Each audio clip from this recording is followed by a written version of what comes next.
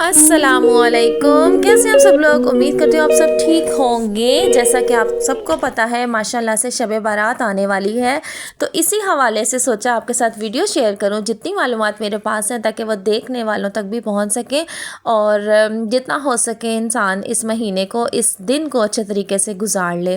ماہ شعبان کی اہمیت اور عبادات۔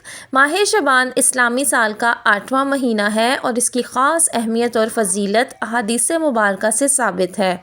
یہ رمضان المبارک کی تیاری کا مہینہ بھی ہے اور اس میں مختلف عبادات کا اجر و ثواب بڑھا دیا جاتا ہے۔ ماہ شعبان کی فضیلت۔ نبی اکرم صلی اللہ علیہ وسلم کی پسندیدہ مہینہ۔ حضرت عائشہ رضی اللہ عنہا فرماتی ہیں، میں نے رسول اللہ صلی اللہ علیہ وسلم کو شعبان سے زیادہ کسی مہینے میں نفلی روزے رکھتے نہیں دیکھا، یعنی آپ صلی اللہ علیہ وسلم اس مہینے میں کثرت سے روزے رکھا کرتے تھے۔ نامہ اعمال کی پیشی۔ حضرت اسامہ بن زید رضی اللہ تعالیٰ عنہ روایت کرتے ہیں کہ رسول اللہ صلی اللہ علیہ وسلم نے فرمایا، شعبان وہ مہینہ ہے جس میں لوگوں کے اعمال اللہ کے سامنے پیش کیے جاتے ہیں، اور میں چاہتا ہوں کہ میرے اعمال اس حال میں پیش ہوں کہ میں روزے سے ہوں۔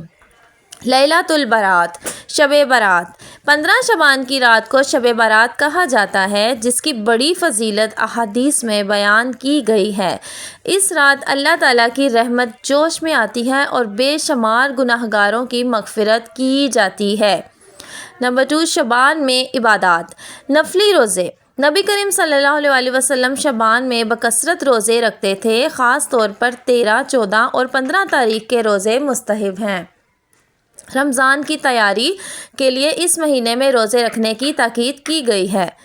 نماز و دعا، نوافل، تہجد اور دیگر عبادات کا اہتمام کرنا چاہیے۔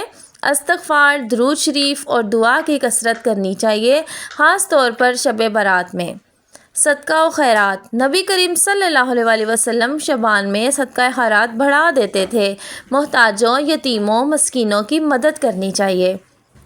شعبان کی رات کی عبادات۔ زیادہ سے زیادہ نوافل ادا کریں، توبہ استغفار کریں، قرآن کی تلاوت کریں، درود شریف اور ذکر و اذکار کی کثرت کریں۔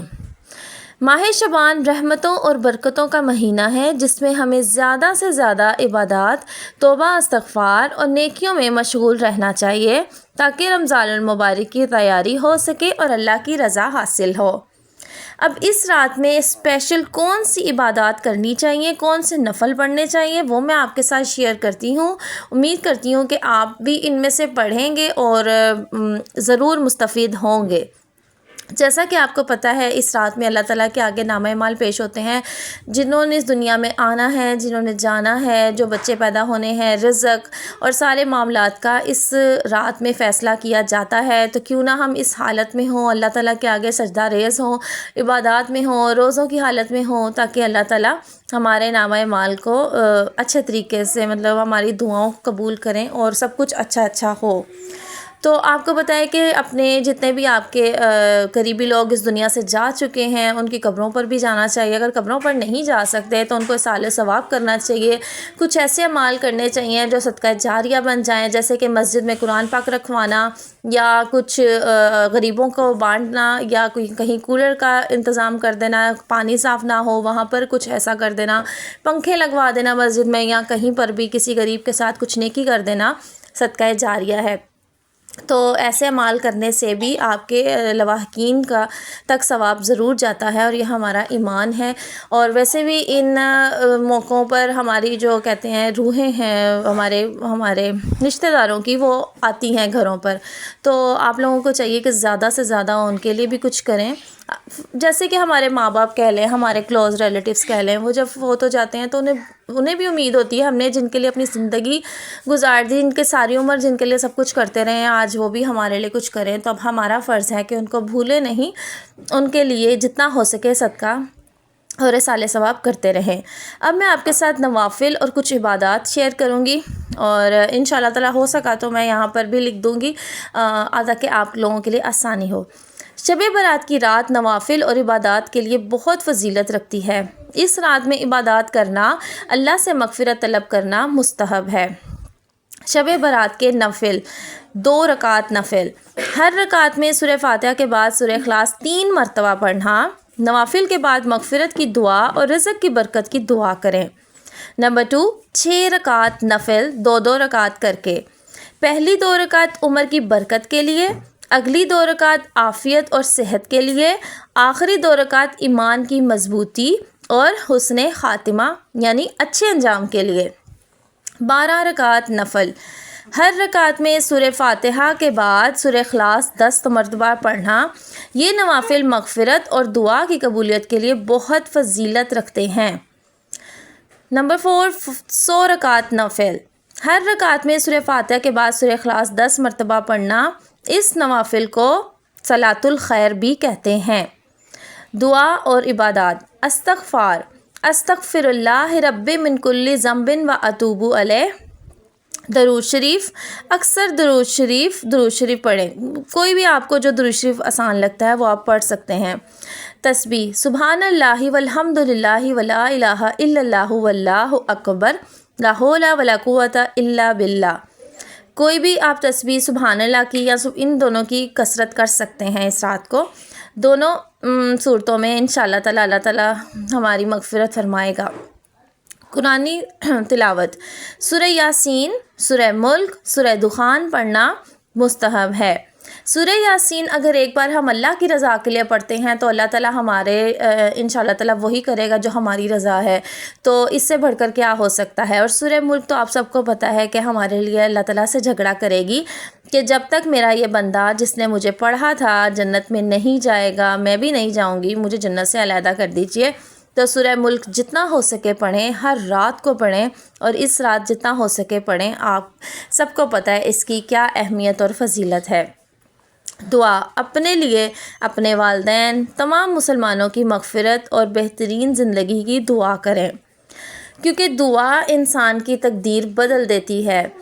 دعا ایک ایسی چیز ہے جو اللہ تعالیٰ کو مجبور کر دیتی ہے کہ یہ میرا بندہ مجھ سے بار بار مانگتا ہے اور میں اس کو عطا کروں، کیونکہ ہمیں بن مانگے اللہ تعالیٰ نے سب کچھ دیا ہے، ہمیں کوئی بھی نہیں پتہ ہوتا ہم نے مانگنا ہے، ہم نے نماز پر ٹائم پہ پڑھنی ہے یا کچھ بھی، تو اللہ تعالیٰ ہمیں ڈیلی کھانا کھلا کے سلاتا ہے اور ماشاءاللہ اچھا کھا کر سوتے ہیں۔ جب ہمیں بن مانگے اتنی سہولتیں ملتی ہیں، بن مانگے سب کچھ ملتا ہے، تو اگر ہم مانگنے لگ گئے تو اللہ تعالیٰ کتنا خوش ہوں گے اور کہیں گے کہ میرا بندہ میرے دروازے تک آیا ہے، اس نے مجھے کہا ہے کہ مجھے پکارو، میں تمہاری پکار کا جواب دوں گا۔ تو کیوں نہ اللہ تعالیٰ کو پکارا جائے، بار بار پکارا جائے، جو آپ کا مقصد ہے، جو آپ کی دعا ہے، جائز حاجات ہیں، وہ سب اللہ سے بار بار مانگیں تو انشاءاللہ تعالیٰ اللہ سنیں گے۔ کبھی تو ٹائم آئے گا، اور کہتے ہیں جی دعا کبھی رد نہیں ہوتی، کبھی ضائع نہیں جاتی۔ اگر آپ کی دعا قبول بھی نہیں ہو رہی تو کوئی بات نہیں، وہ بھی ایک قیمتی خزانہ بن جائے گی، اور جب ہم مر جائیں گے تو قیامت والے دن ہمیں پوٹلیوں کی صورت میں نیکیاں دی جائیں گی، تو ہم کہیں گے کہ ہم نے تو یہ اتنی نیکیاں نہیں کی، یہ کہاں سے ہیں آ گئی ہمارے پاس۔ تو یہی کہا جائے گا یہ وہ دعائیں ہیں جو آپ نے مانگی اور قبول نہیں ہوئیں، تو نیکیوں کی صورت میں۔ تو آپ سوچیں کہ ہم تب کیا کہیں گے کہ کاش ہماری کوئی دعا اس دنیا میں قبول نہ ہوتی اور وہ سب کی سب ہمیں اس ٹائم مل رہی ہوتی، کیونکہ وہاں پہ انسان ایک ایک نیکی کو ترسے گا کہ نامہ مال میں دیکھی جائیں گی نیکیاں، تو ایک ایک نیکی بہت اہم ہوگی۔ اس لیے جتنا ہو سکے دعائیں مانگیں، اللہ تعالیٰ سے رابطہ قائم رکھیں۔ نماز کے بعد دعا مانگنا اللہ تعالیٰ سے ڈائریکٹ بات کرنا ہے، اور اگر ہم ایسا نہیں کرتے تو ہم اپنا بہت بڑا نقصان کر رہے ہیں۔ جتنا ہو سکے دعا مانگی جائے، تو پوری ہوتی ہے نہیں ہوتی وہ وقت دیکھیں انشاءاللہ تعالیٰ، کوئی بات نہیں، یہاں پوری نہیں ہو رہی تو آخرت میں ضرور پوری ہوں گی، اور ہو نہیں سکتا ہم اللہ سے کچھ مانگیں اور وہ ہمیں نہ دے۔ تو اس رات میں تہجد، استغفار اور صدقہ بھی بہت افضل ہے۔ تہجد آپ کو پتہ ہے کہ صبح کا ٹائم ایسا ٹائم ہے کہ اللہ تعالیٰ آسمانوں سے سب سے نیچے والے آسمان پر آئے ہوتے ہیں اور وہ دیکھ رہے ہوتے ہیں کہ کون میرا بندہ اس ٹائم مجھ سے مانگ رہا ہے، کون ہے جو اپنی نیند چھوڑ کر، اپنے سکون کو چھوڑ کر ٹھنڈے پانی سے وضو کر کے میرے سامنے کھڑا ہے۔ تو خود ہی سوچیں اس ٹائم کوئی اگر اللہ سے مانگے تو اللہ تعالیٰ کیسے قبول نہیں کریں گے۔ تو تہجد ایک بہت بڑا ذریعہ ہے اللہ تعالیٰ کے قریب ہونے کا، اللہ تعالیٰ سے قربت حاصل کرنے کا، اور جتنا ہو سکے اس ٹائم پر اٹھ کر عبادت کی جائے۔ استغفار ایک ایسا وظیفہ ہے جو بڑی چیزوں کو پورا کر دیتا ہے۔ بڑے معاملات ایسے ہوتے ہیں جو ہم کہتے ہیں کہ نہیں پورے ہو رہے، وہ اکثر ہمارے گناہ ہوتے ہیں جو ہماری دعاؤں کے آڑ آ جاتے ہیں۔ تو جتنا ہو سکے استغفر اللہ کا ورد جاری رکھیں تو انشاءاللہ تعالی اللہ تعالیٰ آپ کے گناہوں، میرے گناہوں کو ضرور معاف کرے گا۔ ہمیں نہیں پتہ، ہم غلطی کے پتلے ہیں، ہمیں بالکل نہیں پتہ ہوتا، ہم انجانے میں بھی بہت سارے گناہ کر جاتے ہیں۔ تو جتنا ہو سکے استغفر اللہ کا ورد کرتے رہا کریں سارا دن، تو اس سے یہ ہوگا کہ اللہ تعالیٰ کی قربت حاصل ہوگی اور دعاؤں کے قبول ہونے کا بہت زیادہ چانسز ہو جائیں گے۔ صدقہ بھی بہت افضل ہے، صدقہ بلاؤں کو ٹالتا ہے۔ صدقہ ایک ایسی چیز ہے کہ آپ پر بہت بڑی آفتیں آنے والی ہوں گی، لیکن اللہ تعالیٰ دیکھے گا کہ اس بندے نے میرے ساتھ تجارت کی ہے۔ آپ کو پتہ ہے ہم جو پیسے اپنے آپ پر ویسے ہی اڑاتے رہتے ہیں ان کا حساب لیا جائے گا، لیکن جو ہم پیسے اللہ کی راہ میں دیتے ہیں وہ ہمیں ویسے بھی ڈبل ٹرپل ہو کر واپس ملتے ہیں، اور وہ ہم اللہ کے لیے دے رہے ہوتے ہیں تو اس کی بات ہی کچھ اور ہوتی ہے۔ اللہ کی رضا کے لیے جو کام کریں اس میں بہت برکت ہوتی ہے۔ اللہ ہمیں اس مبارک رات کی برکات نصیب کرے اور جتنا ہو سکے اس سے فائدہ ہم اٹھا سکیں۔ تو آپ کو یہ میری ویڈیو کیسی لگی مجھے ضرور بتائیے گا۔ میں نے سوچا میرے پاس جو معلومات ہیں وہ میں آپ کے ساتھ ضرور شیئر کروں، کیونکہ یہ واحد ایسی رات ہے جس میں آپ کو پتہ ہے انسان اللہ تعالیٰ سے سب کچھ منوا سکتا ہے۔